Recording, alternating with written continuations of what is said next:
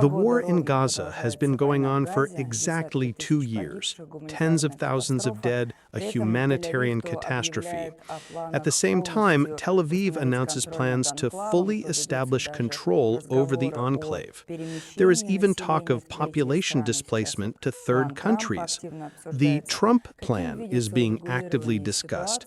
How do you see the settlement of the situation? Can Russia and China play the role of guarantors, as some Arab countries are calling for?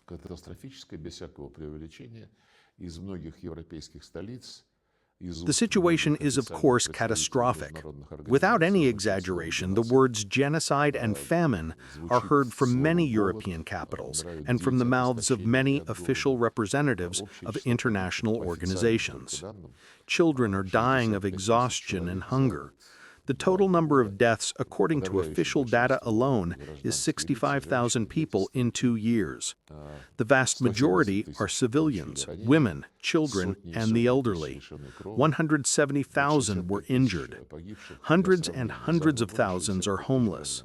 For comparison, 65,000 civilian deaths in 2 years are more than twice as many as during the entire period of the situation in Ukraine after the coup.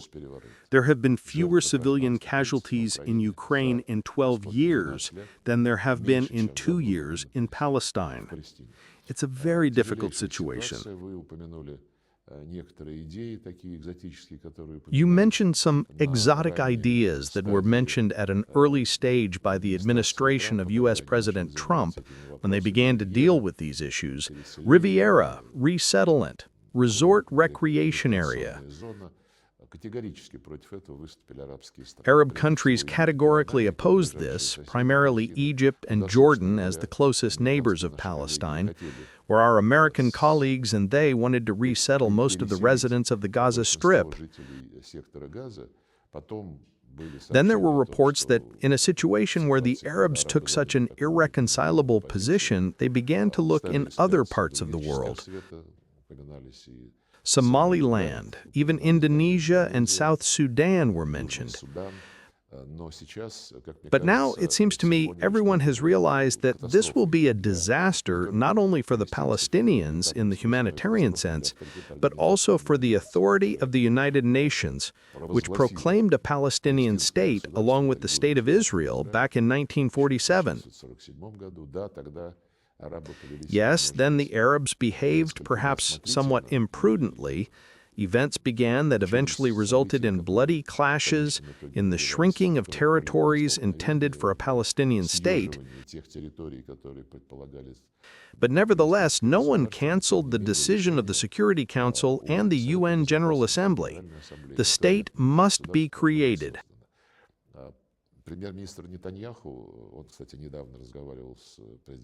Israeli Prime Minister Netanyahu, who, by the way, recently spoke with Russian President Putin, including on issues of a Palestinian settlement, has repeatedly publicly stated that there will be no Palestinian state.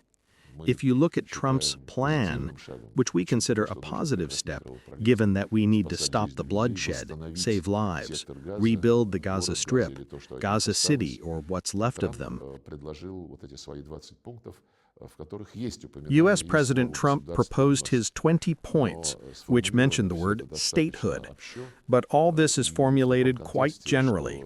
In this context, we're talking only about what remains of the Gaza Strip. The West Bank is not mentioned in this context. But we are realists. We understand that this is the best thing on the table right now. At least the best from the point of view of acceptability for Arabs, of non-rejection by Israel, and this is how I would characterize Netanyahu's position. But most importantly, it must be acceptable to the Palestinians.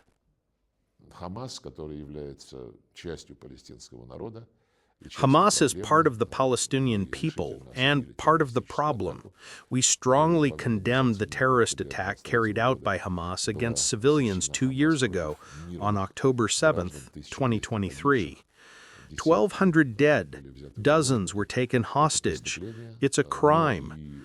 But the collective punishment of the entire Palestinian people for such terrorist attacks is also a gross violation of international humanitarian law. A number of Israeli figures at the time, when they were pointed out that it was wrong to react like that, it was necessary to punish the guilty and not innocent people, women, children, and the elderly. They replied, "They say there are no civilians there. They say all terrorists there starting from the age of 3. Yes, extremism is fueled there." But for many years, my Israeli colleagues and I, when I worked in New York and later when I became minister, talked and pointed out to them the need to abandon intransigence and attempts to undermine the UN decision. They were told that the unresolved Palestinian problem has been the main factor fueling extremism in the Middle East for almost 80 years now. Children are born, go to school. There they are told that they should have had their own country, a state, that there is a UN decision. Israel was created, but Palestine was not. My Israeli colleagues, many of them are even my friends, took offense at me, saying that I was trying to justify everything. It's not that simple. When more than one generation has been brought up in a society for decades in a situation where their legitimate, UN-approved aspirations are simply ignored, such sentiments are difficult to contain. Going back to the Trump plan once again, the plan is realistic if it is accepted by the Palestinians. Of course, we wish success to the indirect talks that are currently taking place in Egypt with the participation of Turkey, Egypt, Qatar, the United States, and of course, Israel. They negotiate with Hamas through intermediaries. Of course, it is important to stop all hostilities. The fact that Hamas places special emphasis on guarantees of non-repetition of strikes and non-resumption of hostilities in the Gaza Strip, and especially in Gaza City, is a reflection of the fact that they are learning from the experience that preceded the current situation.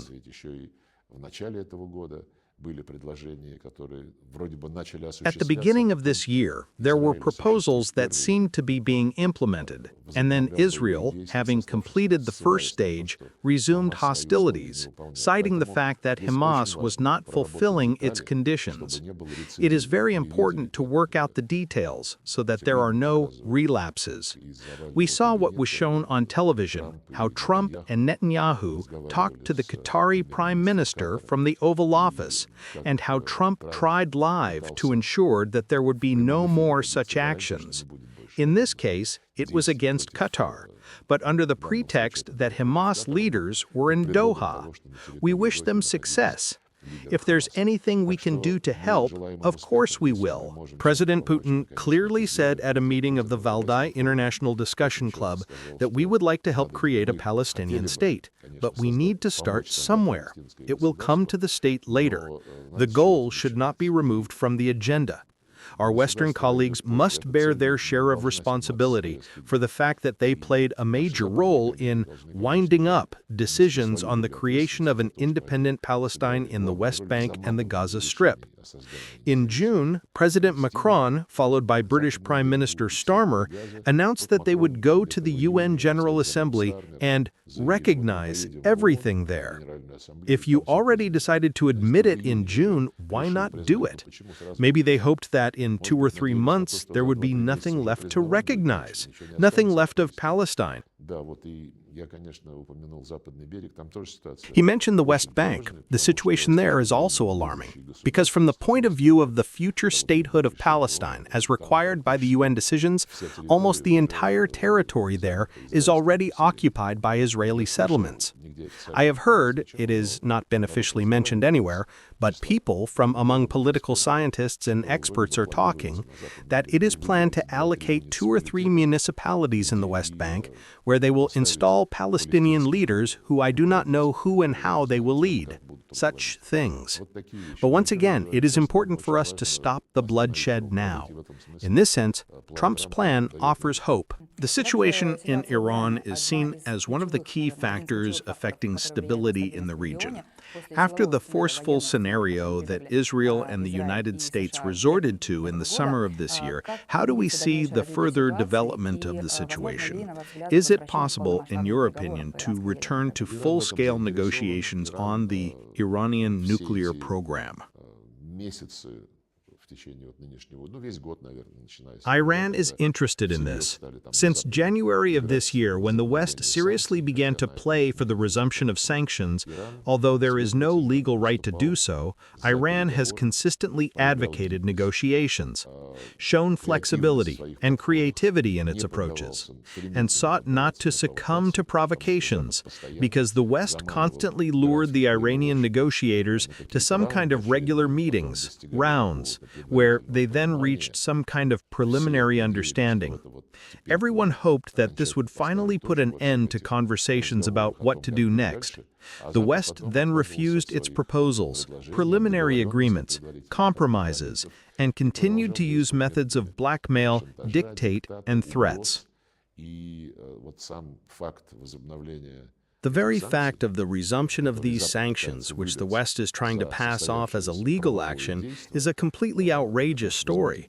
Because, let me remind you, the resolution approving the Joint Comprehensive Plan of Action to resolve the Iranian nuclear program was not violated by Iran. The Islamic Republic has been implementing it since 2015, when it was first adopted.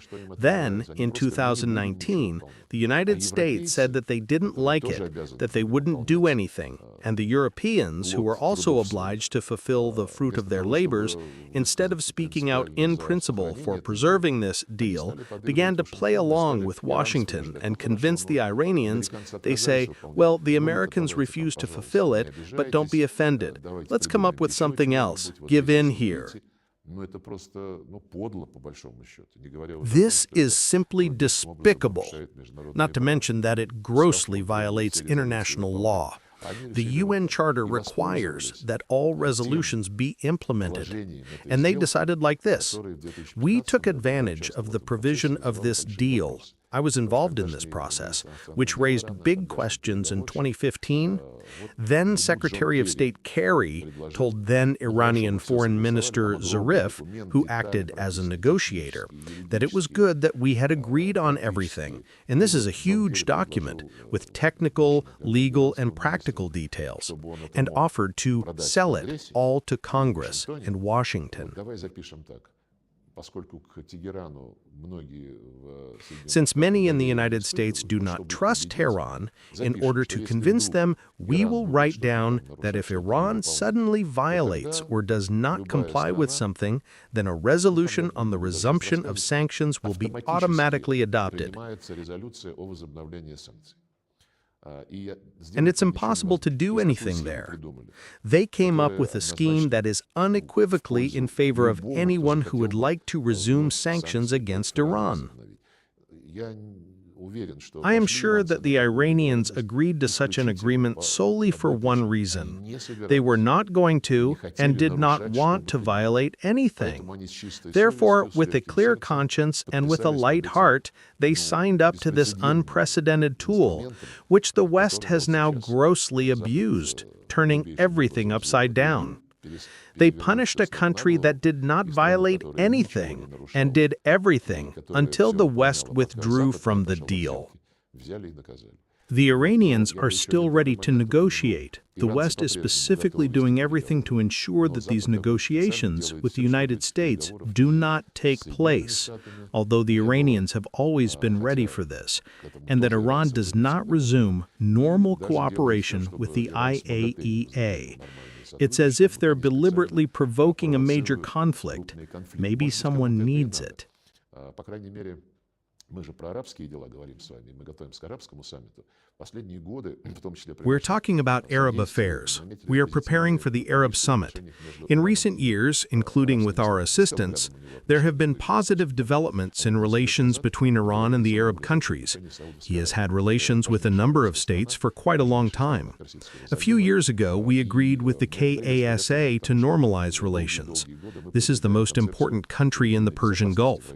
We actively welcomed this because for many years we have been promoting the concept of collective security in the Persian Gulf region, wanting all coastal countries to establish a process of building trust and developing mutually beneficial projects, 6 GCC countries and Iran.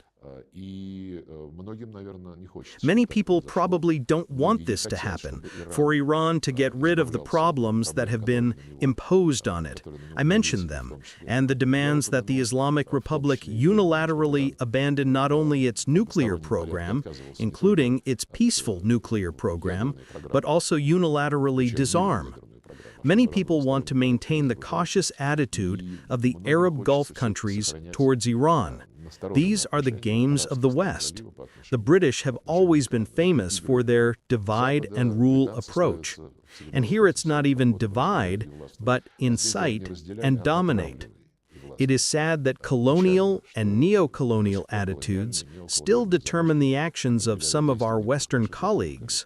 Another topic is Syria. You met with your Syrian counterpart, Shibani, in Moscow in July, as well as on the sidelines of the UN General Assembly in New York. What is the current stage of cooperation with the current leadership of this country? What are the prospects for cooperation, including the future fate of Russian military bases? In 2024, we celebrated the 80th anniversary of the establishment of diplomatic relations. We have had friendly relations and close cooperation since the Soviet Union. Our country has made a significant contribution to the formation of the foundations of the economy, the social sphere, the training of national personnel, and the strengthening of the defense capability of the Syrian Arab Republic, of course after 2011, during the Arab Spring, when the hot phase of the conflict in Syria began, and the opposition, raised by Westerners, armed itself and began relying on extremist and terrorist elements. We came to the rescue of the legitimate authorities of the Syrian Arab Republic. President Putin made this decision. They significantly contributed to the normalization of the situation. We had agreements with the Americans. We had agreements in multilateral formats, and resolutions were adopted in New York and Geneva. If this resolution had been implemented, we probably would not be witnessing the situation that persists in Syria in terms of opposition between the central authorities and a number of regions of the country. We are unconscionably friendly with the Syrian Arab Republic. Immediately after the events of December 2024, we resumed our contact. President Putin spoke on the phone with the head of the new government, Mr. Shara. An interdepartmental delegation visited Damascus earlier this year and conducted an inventory, together with their Syrian colleagues, of projects that were launched under President Assad and which, in our opinion, could well continue under current conditions, with some clarifications. I met with the Minister of Foreign Affairs and compatriots abroad of the Syrian Arab Republic, Shibani, back in Antalya in the spring, when we participated in the Antalya Diplomatic Forum. Then he visited us in July, and we met in New York. In early September, another interdepartmental delegation, already at the level of Deputy Prime Minister of the Russian Federation Novak, visited Damascus. We had conversations with their colleagues and with President Shara of the transitional period. We are interested in ensuring that everything that has been started, something since Soviet times, something after 2011, 2014, everything related to promoting the development of the national economy, industry, agriculture, and energy, so that all this continues. But of course, this should be adjusted to the new conditions. This also applies to our military bases. President Putin has said more than once that we will not stay against the will of the Syrian leadership, but it seems that it and a number of countries in the region are interested in maintaining our presence there. Of course, this is no longer a presence to support the legitimate authorities militarily against certain opposition forces. We need to reformat the functionality. One of the obvious tasks that can be useful to Syrians, their neighbors, and many other countries is a humanitarian hub. Use the port and airport to deliver humanitarian supplies from Russia and from the Persian Gulf countries to African countries. There is an understanding that this will be in demand. We are ready to coordinate the details. In principle, the issue has been discussed. There is a mutual interest. Another thing about Syria is the internal political situation. Syria categorically demands that they stop interfering in its internal affairs. Large territories of the SAR are under the control of foreign troops. These troops are not always there at the invitation of Damascus. The situation is particularly difficult in the south, where Israel insists on creating a buffer zone. We understand Israel's legitimate concerns about its security. Russian President Putin has repeatedly stressed that without this, peace in the Middle East will not be ensured. But it is also necessary to ensure the interests of other players in the Northeast. There are Kurds who were courted by the Biden administration and stimulated their separatist sentiments in every possible way. Our Turkish colleagues are present in the north on the border between their country and the SAR. Alawites, too. Christians are being tested.